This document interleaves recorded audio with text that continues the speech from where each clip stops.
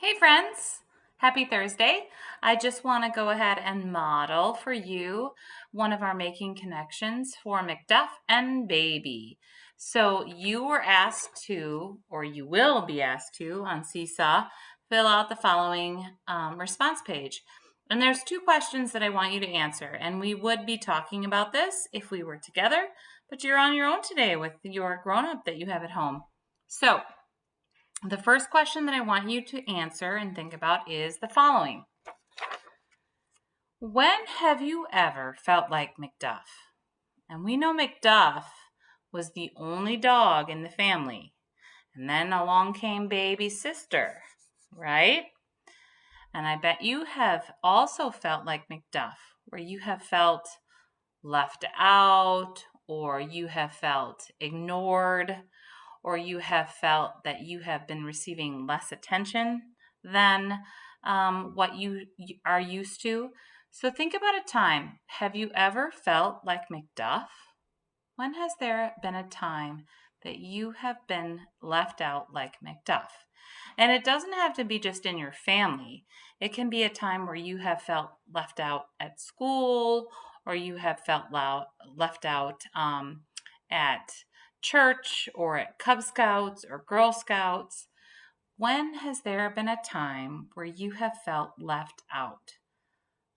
I know I can connect to this story because there's one time where I remember, and I remember it really well because it had an impact on who I am and what I chose to do. In elementary school, which is what you are in, which is grades K through 5th, I remember I was one of the last kids that was picked to play on their football team because Mrs. Seifkes wasn't very good at football. I was more of a singer. I was more of a dancer. I was more of a person who liked to do those types of things. So I wasn't chosen to be on the football team. So that made me feel really kind of sad. And it made me feel left out, like I wasn't part of the important group of people.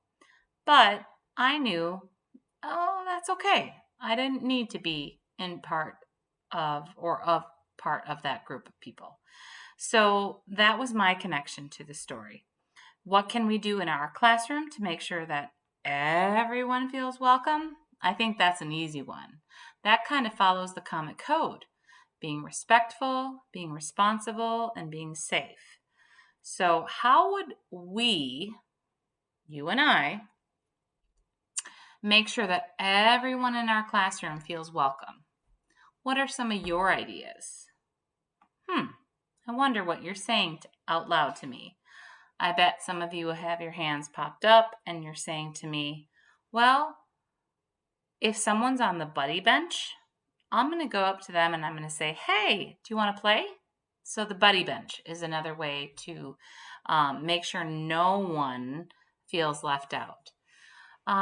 If we are going into center playtime, maybe if there is someone who isn't playing in the kitchen um, or on their own in the kitchen, maybe you might say, hey, I'll play with you.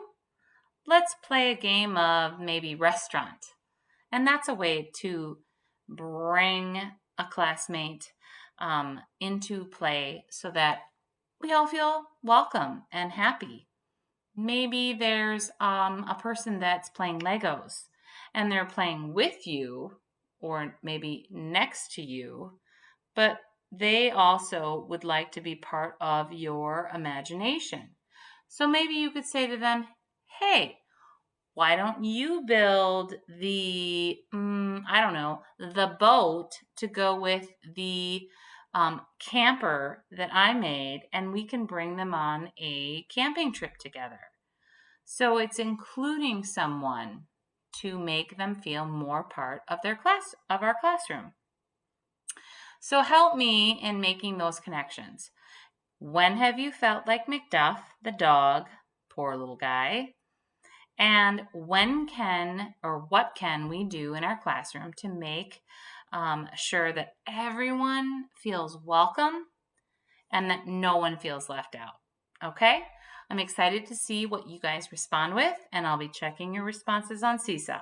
All right? Take care, and I'll see you soon. Bye.